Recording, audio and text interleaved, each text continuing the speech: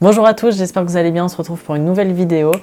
Aujourd'hui, nous allons parler de la carrière de Margot Robbie. Vous avez bien aimé la carrière des frères Duffer. Je me suis dit que ça pouvait peut-être intéresser des gens. Margot Elise Robbie est née le 2 juillet 1990 à Dalby en Australie. Fille d'une mère célibataire et sœur de 3 enfants, il n'y a pas vraiment d'informations sur la petite enfance de Margot Robbie. Elle a déclaré qu'à 15 ans, elle avait regardé une petite fille jouer dans une série et elle a clairement dit qu'elle pouvait faire mieux, quoi. En 2007, elle arrête ses études de droit parce que ça ne lui plaisait pas. Elle enchaîne les petits boulots, elle a fait vendeuse dans une boutique de surf, elle était dans une épicerie, elle a fini au Subway. À 17 ans, elle déménage à Melbourne pour commencer sa carrière d'actrice. Elle la commence en 2008 en tournant 2 longs métrages, Vigilante et ECQ, je sais pas comment on dit. Elle se fait connaître du public australien grâce au soap opéra Les Voisins. No, he promised me.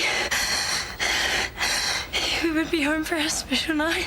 Ce rôle lui aura valu 2 nominations aux Logie Awards, qui sont en fait les récompenses de la télévision australienne. En 2010, alors âgée de 20 ans, elle décide de quitter l'Australie pour aller à Hollywood. Elle part à Los Angeles et rejoint Christina Ricci, notre fameuse Mercredi Addams, pour rejoindre la série Panam de Sony Pictures Television. Elle incarnera une hôtesse de l'air dans les années 60, mais faute d'audience, Sony annule cette série. En 2012, Margot s'envole vers l'Angleterre pour la comédie romantique Il était temps de Richard Curtis. Le film n'ayant pas atteint son objectif marketing, il est considéré en fait comme un semi-échec par la production. En 2013, c'est une année qui a chamboulé la vie de Margot. Elle est à l'affiche du film Le Loup de Wall Street de Scorsese, dans le second rôle de Naomi. La première réplique est attribuée à notre fameux Jack Dawson, Leonardo DiCaprio. Dans ce film, Margot incarne Naomi Lapaglia, la seconde épouse de Jordan Belfort. Lors des auditions, Margot passe avec d'autres actrices, quand c'était son tour tout simplement.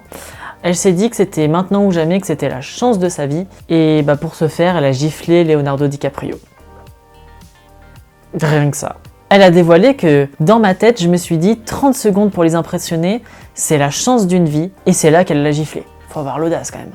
Après cela, elle pensait que sa carrière était foutue, qu'elle allait être poursuivie en justice. Mais peu de temps après, Scorsese l'a eu au téléphone et lui a dit que elle était prise. D'ailleurs, Scorsese et DiCaprio lui ont dit qu'ils avaient adoré la gifle, et même DiCaprio lui a demandé de continuer de le gifler.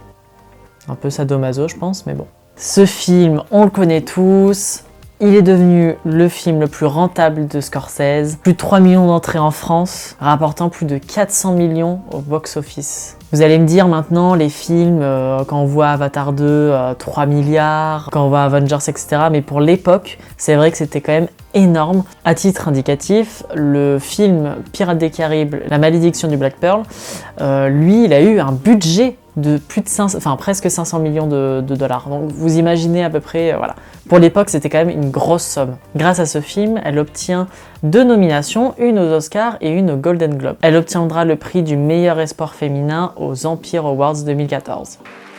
And the winner is Margot Robbie for The Wolf of Wall Street. This is really exciting. I've never actually won an award before. This is very exciting. Thank you so much. Margot utilisera les recettes du Loup de Wall Street pour rembourser le prêt immobilier de sa mère. À savoir, sa mère en fait a hypothéqué sa maison pour lui donner une chance en fait d'aller à Hollywood et de vivre sa carrière d'actrice. Malgré cette fulgurante ascension, Margot ne tournera pas de film après 2014. Elle a accepté un rôle dans Diversion, rôle qui a été refusé de la part d'Emma Stone et de Kristen Stewart. Le film est noté à 2,7 sur 5, malgré la présence de Will Smith au casting. Tandis que Smith est épargné par les critiques, Margot se prend une déferlante de haine sur les réseaux sociaux. Les personnes en fait la rabaissent à la bonasse de service, privilégiant en fait ses atouts pour se faire connaître. La même année, elle est à l'affiche du film Les Survivants, film qui n'a aucune critique presse. 2016 a été l'année du renouveau. Margot incarne Jane Porter dans le nouveau Tarzan. Ils le prirent pour un mauvais esprit. Un fantôme dans les arbres. Un homme normal peut faire l'impossible pour sauver la femme qu'il aime. Tarzan n'a rien d'un homme normal. À savoir que c'est la 16e actrice qui incarne ce rôle. Le film n'est pas très apprécié du public, mais par contre ce n'est pas du tout un échec commercial, avec 1,4 million d'entrées, rapportant 356 millions de dollars pour un budget de 180 millions. C'est plutôt un bon score. Cette année-là, Margot auditionne pour le rôle d'Harley Quinn dans Suicide Squad. Quoi, qu'est-ce qu'il y a? Je dois tuer tout le monde et m'enfuir? Désolée. C'est vous, hein? Mais non, je rigole. Elles ont pas vraiment dit ça.